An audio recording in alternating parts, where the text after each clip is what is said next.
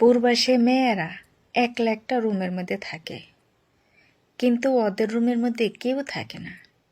হাসতে মন চাইলে মন খুলে হাসো, কাঁদতে মন চাইলে ইচ্ছা মতো কান্না করো, নাচতে মন চাইলে নাচো, সাজতে মন চাইলে সাজো, গান গেতে মন চাইলে গান গাও, ভালো না লাগলে কোরআন শরীফ পড়ো, আল্লাহর জিকির করো। আর তা না হলে সারা রাত নাটক দেখো, ছবি দেখো, অন্য কারোর সাথে গল্প করো।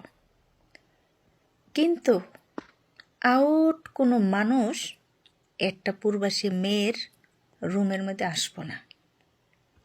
যেমন এই যে আমি 4টা দেওয়ালের মধ্যে থাকি, সারাদিন কাজ করি, রাত হলে রুমে আসি। আমার রুমে শুধু আমিই থাকি। যখন কষ্ট হয় তখন ইচ্ছা মতো কান্না করি, আবার যখন মন ভালো থাকে তখন হাসি হাসি একটা ভিডিও করি, আবার যখন একটু ভালো লাগে তখন আবার একটা নাটক দেখি, আবার একদম খারাপ থাকলে মন তখন আবার নামাজ পড়ি, কোরআন শরীফ পড়ি, আল্লাহর জিকির করি। দেখেন কতটা স্বাধীন। কেউ বাধা দেব না, কেউ কবও না যে তুই এরকম করস কে, তোর জন্য আমার ঘুম আসে না। সারা রাত যদি লাইট জ্বালানোও থাকে তবুও কেউ বলবো না।